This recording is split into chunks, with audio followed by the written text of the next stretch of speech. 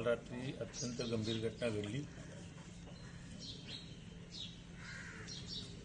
या अनुषंगानं भारतीय दंडविधान कलम 307, 120 ब, 34, 143, 147, 148, 149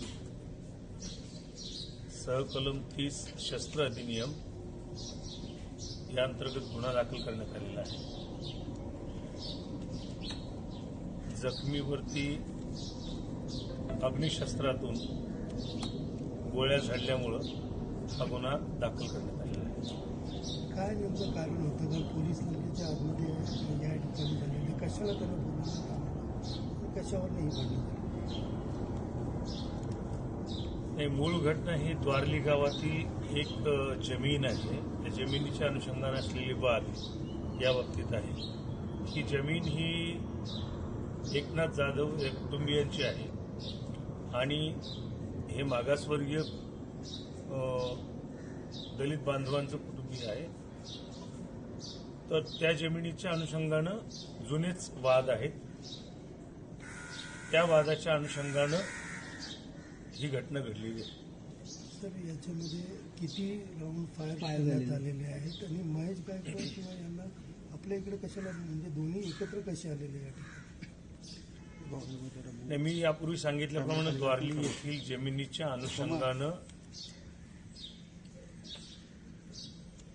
महेश गायकवाड आणि इतरांवरती इथं तक्रार आली।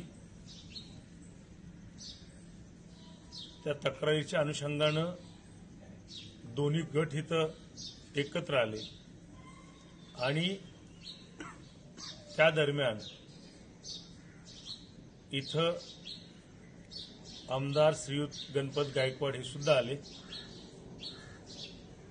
महेश गायकवाड, राहुल पाटील आणि यातील फिर्यादी चैनू जाधव हे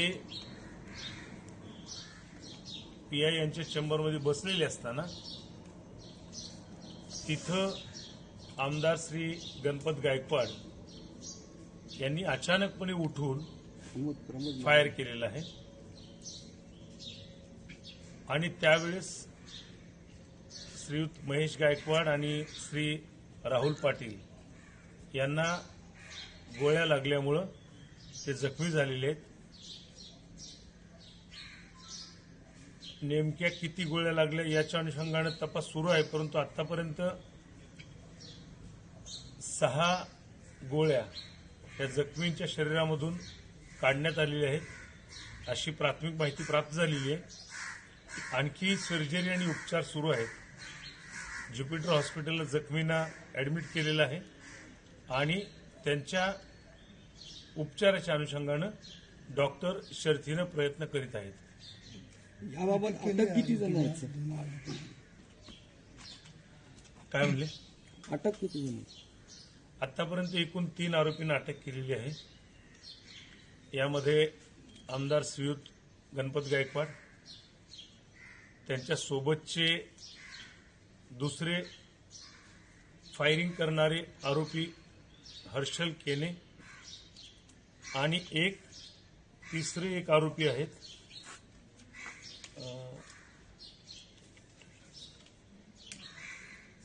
असे एकूण संदीप सरवणकर, अशा एकूण 3 आरोपींना अटक केलेली आहे। सर, गणपत गायकवाड यांच्यावरून म्हणण्यात आलंय का आत्मसुरक्षेसाठी मी फायरिंग करण्यात आले, माझ्याकडून आत्मसुरक्षेसाठी मी फायरिंग करणार आहे, माझ्या मुलावर हात उचलण्यात आला होता। काय सर कारण काय एकंदरीत पूर्ण? बाहेर हे दोन्ही गटाचे लोक उभे होते आणि आरडाओरडा सुरू झाला होता। आरडाओरडा सुरू झाल्यामुळं म्हणजे एकमेकाच्या बाबतीमध्ये